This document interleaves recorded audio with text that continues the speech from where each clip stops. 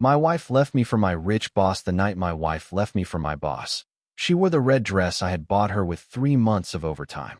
It was not an expensive dress. Not by the standards of the people gathered beneath the crystal chandeliers of the Marlowe Grand Hotel.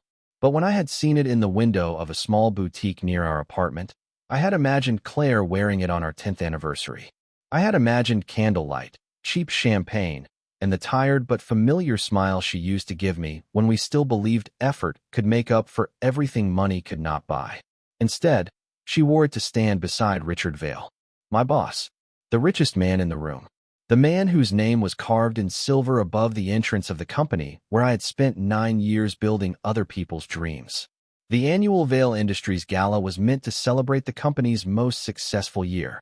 Hundreds of employees stood beneath gold light, holding glasses they were afraid to refill, laughing too loudly at executives' jokes, pretending not to calculate the cost of the flowers arranged along the stage.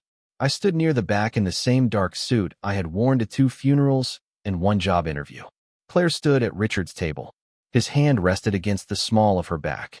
For several seconds, my mind refused to understand what my eyes had already accepted. She had told me she would not attend. She had said she was tired. She had said corporate events made her feel invisible. Yet there she was, glowing beneath the chandeliers, her hair swept over one shoulder, a diamond necklace resting against her throat. I had never seen that necklace before. Richard whispered something in her ear. She laughed. It was a soft laugh, intimate and careless, the kind of laugh she had not given me in years. A waiter passed between us. When he moved away, Claire's eyes found mine. Her smile disappeared, not because she felt guilty, because she was annoyed that I had seen her. Richard followed her gaze. The corner of his mouth lifted. He raised his glass toward me, not in greeting, in acknowledgement. A king noticing a servant who had wandered too close to the throne. "Daniel," Claire said when I finally crossed the room. She did not say my name like a wife surprised to see her husband. She said it like someone discovering a stain on a white tablecloth. "What are you doing here?" "I work here." A few people nearby went quiet. Richard turned toward me with the calm amusement of a man who had never feared consequences. "Of course he does," he said. "Daniel handles systems integration, doesn't he? I designed the logistics platform your expansion depends on." The words left my mouth before I could stop them. Richard's smile widened. Claire closed her eyes for a moment, embarrassed. Not by what they were doing. By me. "Please don't make a scene," she whispered. I looked at Richard's hand against her back. "I'm not the one making one." Richard slowly removed his hand, only to pick up Claire's left wrist. Her wedding ring was gone. The pale line where it had rested for 10 years looked brighter beneath the ballroom lights. A small circle of silence formed around us. Claire reached into her clutch. For one impossible second, I thought she might put the ring back on. Instead, she placed it in my palm. The band was warm from her skin. "I was going to tell you tonight," she said. Someone behind me inhaled sharply. I stared at the ring. Inside it, the engraving was still there. "Always, D." I had chosen those words when I was 28 years old and foolish enough to believe always was something 2 people could promise. Richard took a sip of champagne. Claire looked at me with an expression I had come to know well over the last few years. Pity mixed with impatience. "You're a good man, Daniel," she said. "But being good isn't enough." The orchestra continued playing, though the room around us felt soundless. "What is enough?"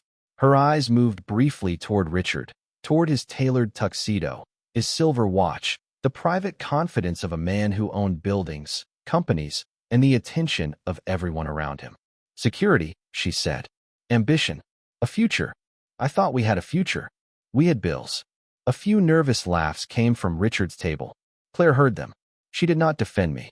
That hurt more than the ring in my hand. "You've been in the same position for 6 years," she continued. "You come home exhausted, you eat whatever is left in the refrigerator, and you talk about ideas that never become anything. I stayed in that position because your mother was sick." Her jaw tightened. "Don't use my mother. I took the night shifts so you could care for her. I turned down the transfer to Seattle because you said moving would destroy her. And now she's gone." The sentence landed between us with surgical cruelty. Her mother had been dead for 14 months. I had sat beside Claire through every hospital visit. I had learned how to adjust oxygen tubes, how to read medication schedules, how to cook soup her mother could swallow. On the night she died, I had held Claire on the kitchen floor until sunrise. Now those years were being erased because they did not glitter. Richard set down his glass. "Daniel," he said, lowering his voice as though offering professional advice. "There comes a point when a man has to accept his limitations." I looked at him. He had approved budgets for projects I had designed, taken credit for solutions I had written, and ignored every request I made to build something of my own. He knew exactly what I was capable of. Perhaps that was why he looked so pleased. Claire touched his sleeve. The gesture was small, natural, practiced. They had been together long enough for it to become instinct. "How long?" I asked. Claire looked away. Richard answered for her. "Long enough." The ring cut into my palm as my fingers closed around it. Across the room, the giant screen behind the stage displayed a silver logo and the words "Building Tomorrow." I almost laughed. "Come home," I said to Claire. "We can talk there. There's nothing left to discuss. We have 10 years to discuss." "No, Daniel. We have 10 years to stop pretending." She took a breath, then straightened her shoulders. "I filed this morning." A man in a gray suit stepped forward from behind Richard's chair and handed me a white envelope. "Divorce papers. Prepared, witnessed, and delivered at a gala in front of my colleagues." Richard had arranged everything, even the humiliation. I opened the envelope but did not read it. The first page blurred beneath the chandelier light. Claire's voice softened. "You'll be better off without me." It was the kindest sentence she had spoken all night, and somehow the most insulting. I slipped the ring into the envelope. Then I took the pen from the attorney's hand. Claire's eyes widened. "You should have someone review it." "You already have." "Daniel." I signed where the attorney pointed. "Once. Twice. 3 times." My hand did not shake. Richard's smile faded slightly. He had expected anger. Perhaps a plea. Perhaps a fist. Men like Richard understood rage because rage could be controlled.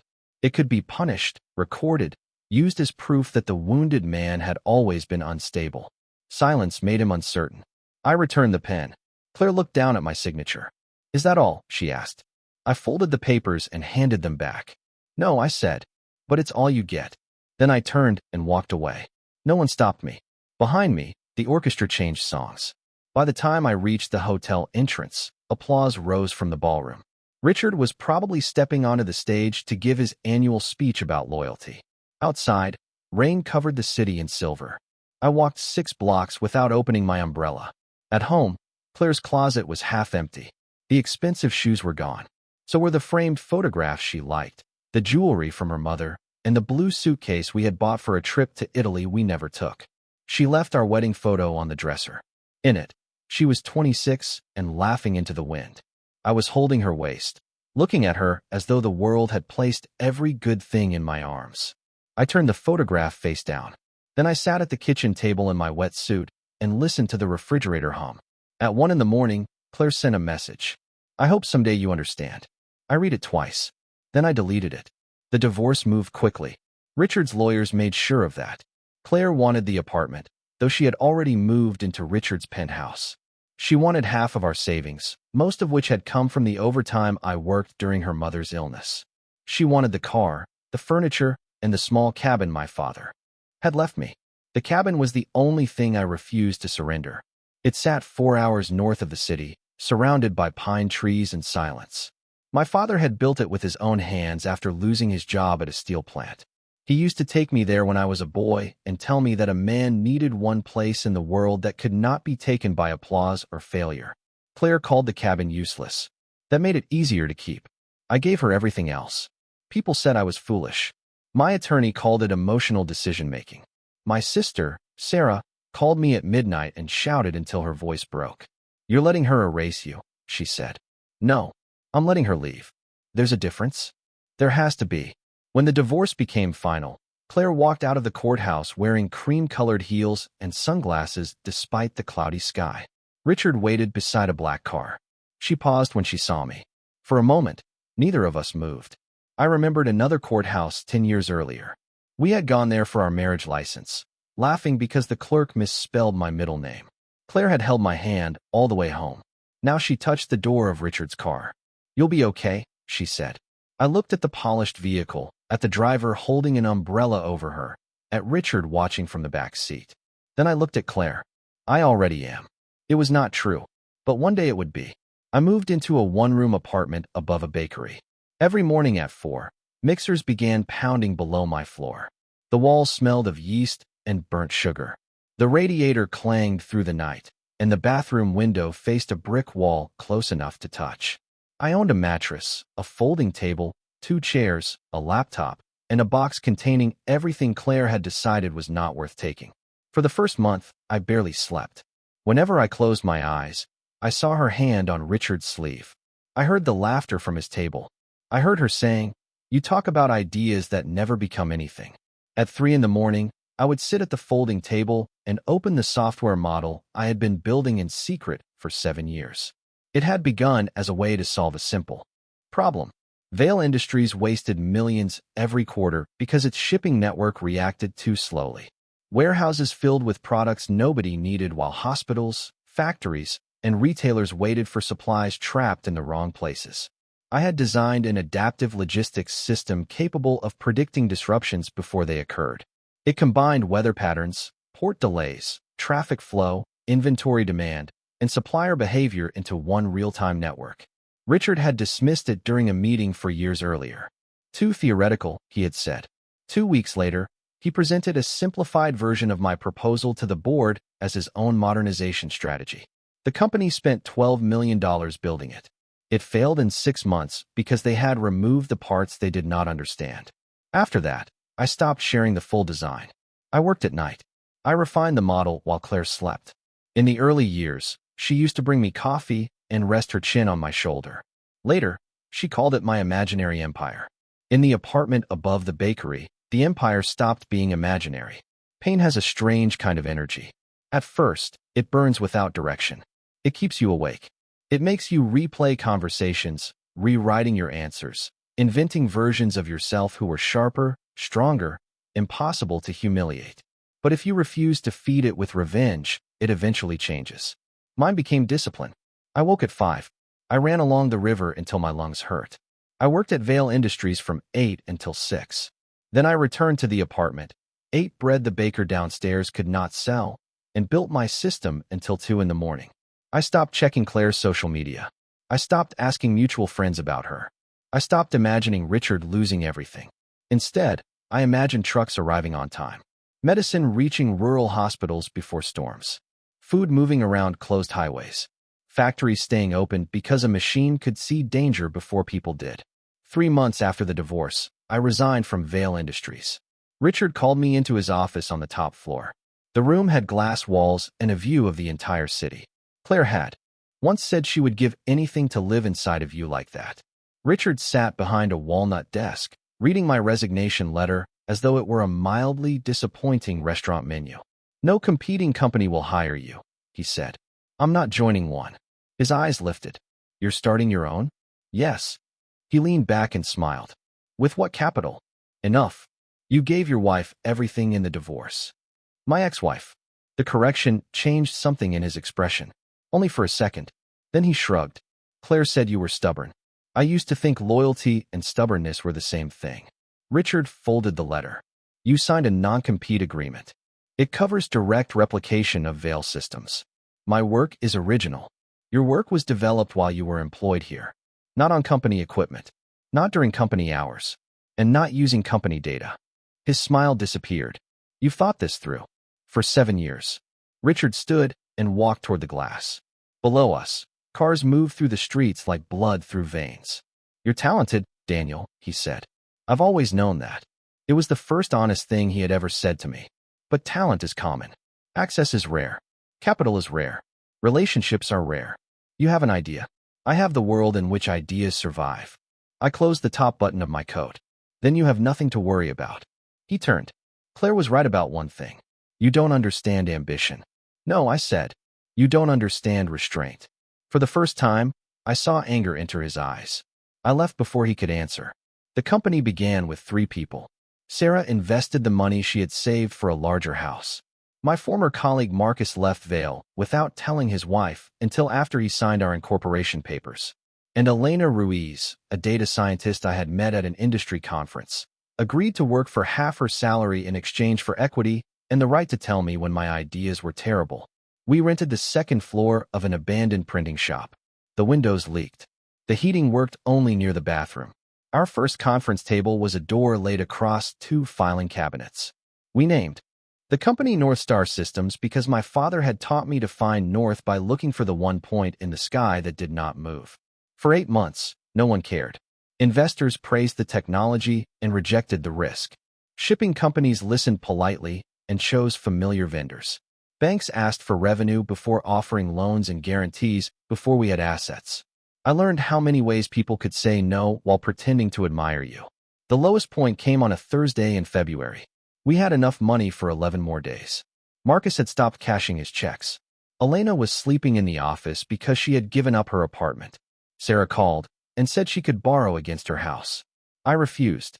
That night, snow pressed against the windows while I sat alone at the door table, staring at numbers that did not care how hard we had worked. For the first time since the gala, I wanted to call Claire. Not because I wanted her back, because I wanted to hear the voice that had told me I would fail and surrender to it. There is comfort in becoming what someone expected. Failure gives pain a shape. I picked up my phone. Then I saw a news alert.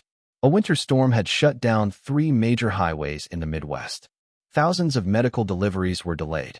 A regional hospital network had declared an emergency shortage of insulin and dialysis supplies. North Star had been tracking the storm for 6 days. Our model had already generated alternative routes.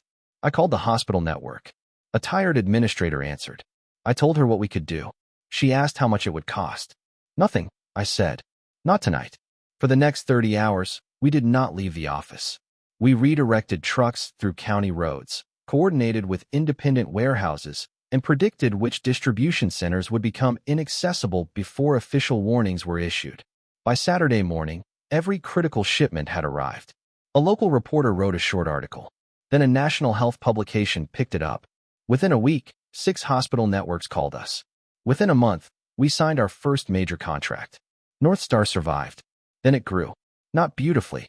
Growth is rarely beautiful when seen from inside. It looked like missed birthdays, cold coffee, arguments over code, server crashes, and employees crying in bathrooms because thousands of people depended on systems we had built faster than anyone believed possible. But each failure taught us where the structure was weak. Each success bought us time. Within 2 years, North Star managed supply networks for hospitals, manufacturers, grocery chains, and emergency services across 12 states. Within 4 years, we opened offices in London, Singapore, and Sao Paulo. Within 6 years, we were valued at $11 billion. Business magazines called our technology revolutionary. They called me the invisible architect because I refused most interviews and never appeared in advertising campaigns. The truth was less dramatic. I did not want fame. I had spent too many years watching Richard use attention as a substitute for value. I wanted the work to speak. So I stayed behind the glass. I wore dark suits. I lived in a quiet townhouse near the river. I visited my father's cabin twice a year and repaired it board by board. I learned to cook. I slept 8 hours. I stopped needing anyone to regret losing me. I heard pieces of Claire's life through other people. She and Richard married 18 months after our divorce. The wedding was held in Italy. Photographs appeared in magazines. Claire wore a dress that cost more than our first apartment. For a while, she became everything she had wanted to become. She attended charity galas, traveled by private jet, and sat beside people whose names opened locked doors. Then Vail Industries began to weaken. Richard had built his empire on aggressive expansion and borrowed money. For years, rising markets made recklessness look like genius. When global shipping disruptions exposed the company's outdated systems, profits collapsed. Clients left. Lenders tightened their terms. The board demanded a restructuring. Richard responded by buying a smaller competitor, convinced that size could hide instability. It could not. By the 7th year after my divorce, Vail Industries was carrying more debt than it could repay. By the 8th, its stock had lost 70% of its value. And by the 9th, the company had 90 days before default. North Star was the only firm with enough capital, technology, and industry reach to save it. When my board proposed the acquisition, I said no. Not because of Claire. Because Vail Industries was rotten at the center. Its contracts were tangled, its leadership was dishonest, and its culture rewarded obedience instead of thought. Elena pushed the folder back across the table. You haven't read the recovery model. I know the company. You knew it 9 years ago. Richard hasn't changed. This isn't about Richard. Marcus tapped the screen at the end of the room. Thousands of jobs appeared across a map. Factories, distribution centers, regional offices, people with mortgages, children, medical bills, and no private jets waiting outside. If Vale collapses, he said, 23,000 employees are affected. I looked at the map. Once, I had been one of those points. An invisible man inside a large machine. What would the terms be? I asked. Elena smiled slightly. Complete control. Negotiations lasted for months. Richard resisted until the final week. He tried private lenders, foreign investors, and government pressure. He sold 2 homes, 3 aircraft, and a collection of paintings he had once called irreplaceable. In the end, he came to North Star. He did not know I would attend the meeting. He entered the boardroom wearing a navy suit and the exhausted expression of a man trying to maintain dignity after the market had priced it. Claire came with him. I had not seen her in 9 years. Time had not been cruel to her.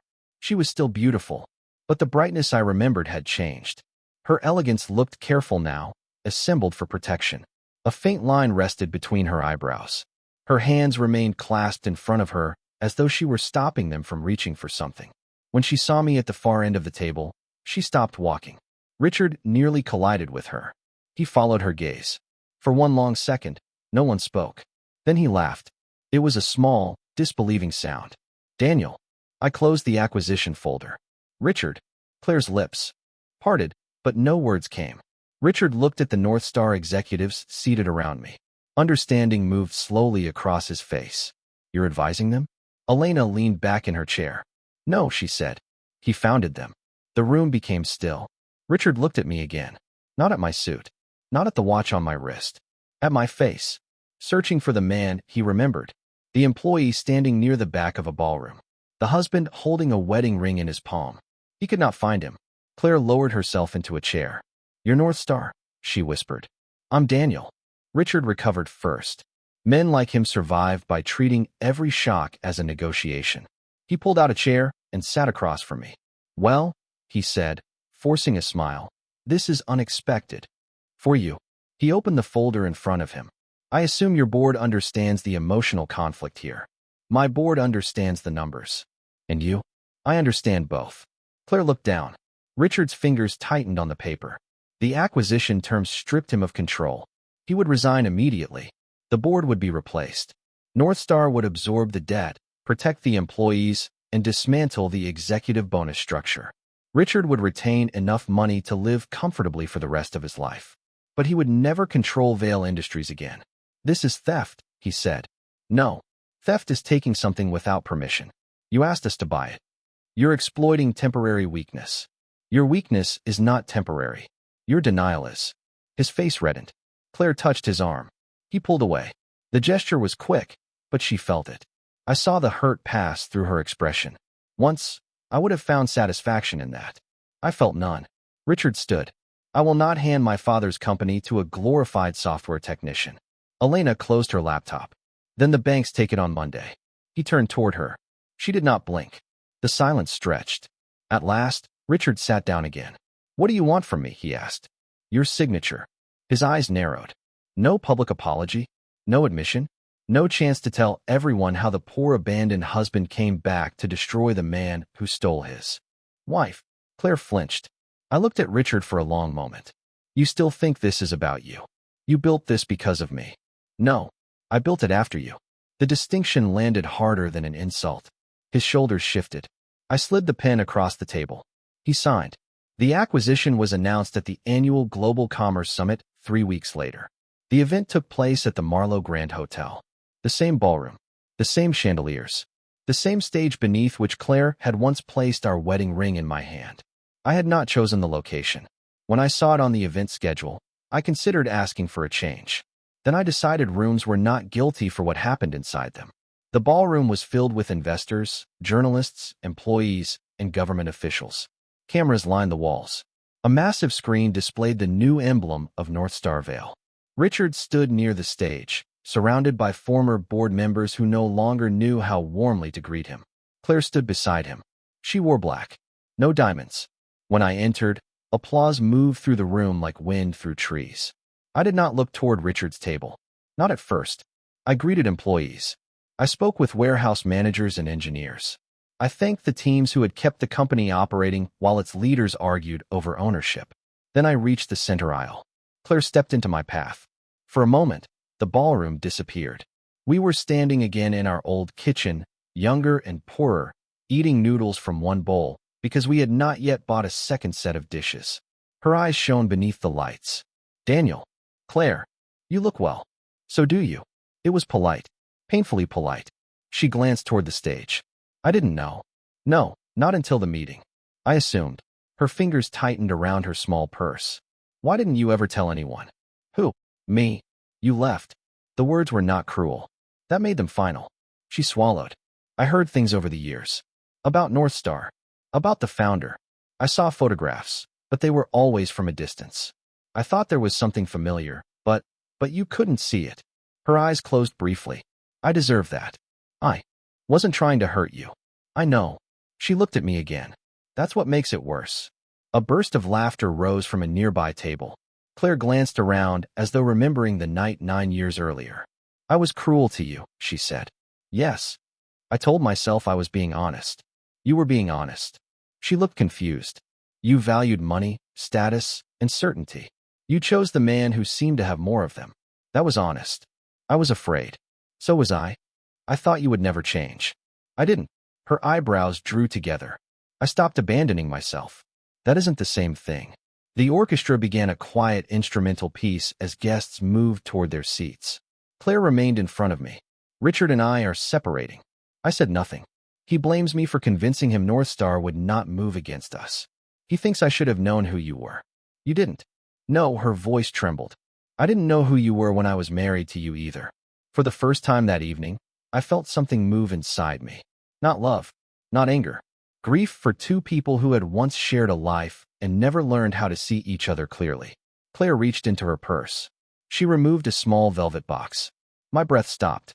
Inside lay my wedding ring. The simple silver band I had left on the bathroom sink the morning after the gala. "I found it after you moved out," she said. "I kept it." "Why?" "I don't know. At first, I thought I might return it someday. Then I think I kept it because it was proof that someone had once loved me before I became someone I didn't recognize." She held the box toward me. "I did not take it." "That man did love you." "Did?" "Yes." Tears gathered in her eyes, but she did not let them fall. "Is there no part of you that wonders what would have happened if I had stayed?" "Sometimes." Hope flickered across her face. Then I continued. "But wondering is not wanting." The hope disappeared. The music softened. Around us, people were taking their seats. Claire lowered the box. "I'm sorry," she whispered. I believed her. That was the hardest part. She was not performing. She was not trying to recover money or position.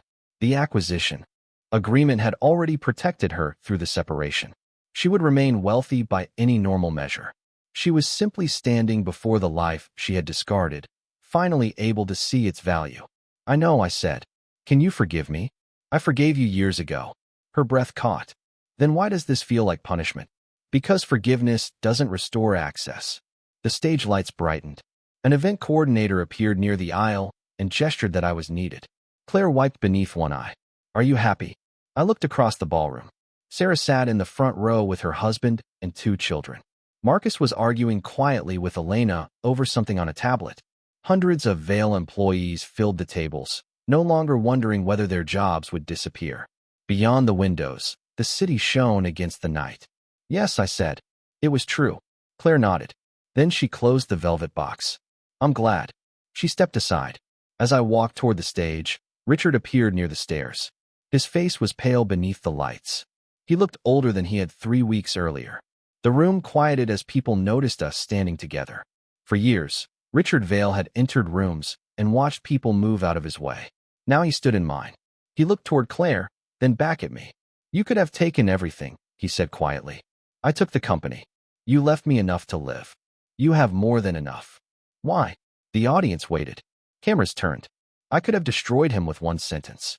I could have told the room about stolen designs, manipulated contracts, and the night he stood beside my wife while she humiliated me.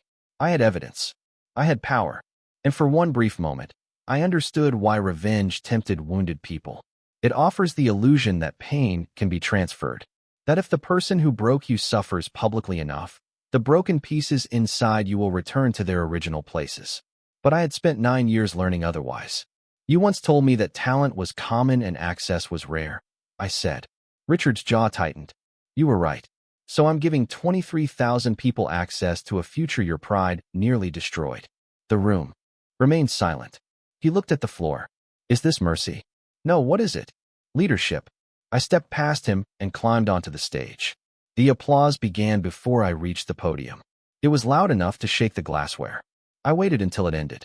Then I looked out at the employees, investors, reporters, and former executives gathered beneath the chandeliers.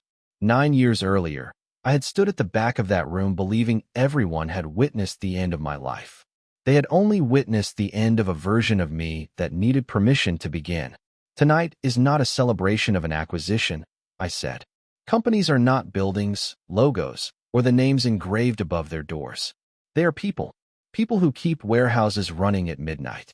People who solve problems no executive ever sees. People who go home exhausted and wake up the next morning because others depend on them. In the front row, Marcus lowered his head. Sarah smiled. I continued. Northstar did not acquire Vale Industries to preserve an empire. We acquired it to rebuild a promise. No employee will lose a job because of the failures of former leadership. No pension will be reduced. No hospital contract will be interrupted. And beginning next quarter, every full-time employee will receive ownership shares in the company they helped save. For 1 second, the room did not react. Then someone near the back stood. Others followed. The applause rose again, but this time it did not feel like praise. It felt like release. I stepped away from the podium. The screen behind me changed to display a map of the new global network. Thousands of points of light spread across the world. I looked toward Claire. She was standing beside her chair, the velvet box held against her chest. Richard had disappeared. Our eyes met across the ballroom. She smiled. Not the smile she had given Richard beneath the chandeliers 9 years before. Not the smile of a woman impressed by wealth. It was quieter, sad, grateful. A goodbye? I nodded once. Then I turned away. The celebration continued for hours, but I left before midnight. Outside, rain had begun to fall. The same silver rain. A black car waited at the curb. But I told the driver to go home. I walked. Past the glass towers. Past the bakery where I had lived above the ovens. The sign had changed, but the early morning lights still glowed behind the windows. A young man carried trays toward the front counter, unaware that once, in a room above him, another man had sat beside a dying laptop and decided not to surrender. I continued toward the river. The rain soaked through my coat. This time, I opened my umbrella. At the pedestrian bridge, I stopped and looked at the city reflected in the dark water. My phone vibrated. A message from Sarah. Dad would be proud. I read it once and slipped the phone back into my pocket. My father had never seen Northstar. He had died 2 years before I began building it. But I remembered him standing outside the cabin, pointing toward a cold, clear sky. Find the one thing that does not move, he had said. Then you'll always know where you are. For years, I thought that fixed point was Claire. Then I thought it was success. I had been wrong both times. The fixed point had to be something no one could leave, buy, praise, or take away. It had to be the man I was when no one was watching. The man who kept his word even after others broke theirs. The man who could hold power without becoming cruel. The man who could remember humiliation without needing to recreate it. The following spring, I returned to my father's cabin. Snow still rested beneath the trees, but the lake had begun to thaw. I replaced the porch steps and repaired the chimney. At sunset, I sat outside with a cup of coffee and watched light move across the water. There were no cameras, no board members, no applause, only wind in the pines and the steady sound of ice breaking along the shore. A courier had delivered a package that morning. Inside was the velvet box Claire had shown me at the gala. She had sent both rings, hers and mine. There was no letter, only a small card. Thank you for loving me before I understood what love was. I placed the rings on the workbench. For a long time, I looked at them. They no longer felt like promises. They felt like artifacts from a country that no longer existed. I carried them down to the lake. The water near the shore was dark and clear. I could have thrown them in. Once, I would have imagined the gesture as freedom. But freedom did not require destruction. I returned to the cabin and placed the rings in a wooden box with my father's watch, my mother's letters, and the photograph from my wedding day. Not to worship the past, not to mourn it, to let it become what it was. A chapter that had ended. That evening, I lit a fire. The cabin filled with warmth. On the table lay plans for a North Star Foundation project that would provide free supply chain technology to disaster zones and rural hospitals. Work that would outlast markets, acquisitions, marriages, and headlines. I opened the folder. Outside, the final light disappeared behind the trees. For the first time in many years, there was no voice in my head telling me I was behind. No imagined audience. No woman to impress. No rival to defeat. Only the quiet certainty that my life belonged to me. Claire had left me for my rich boss because she believed wealth revealed a man's worth. Richard had taken her because he believed possession proved power. They had both mistaken appearances for truth. The truth was simpler. Richard lost his empire long before he signed it away. He lost it each time he chose pride over responsibility. Claire lost our marriage long before she removed her ring. She lost it each time she treated devotion like weakness. And I nearly lost myself long before either of them walked away. I lost myself every time I postponed my purpose to earn someone else's approval. Their betrayal did not create the man I became. It merely removed the walls behind which he had been waiting. I did not become successful so Claire would regret leaving me. I became successful when I stopped living as though her regret could save me. And when the night settled over the cabin, I closed the folder, listened to the fire, and understood that the greatest thing I had built was not North Star. It was a life I no longer wished anyone else had chosen for me.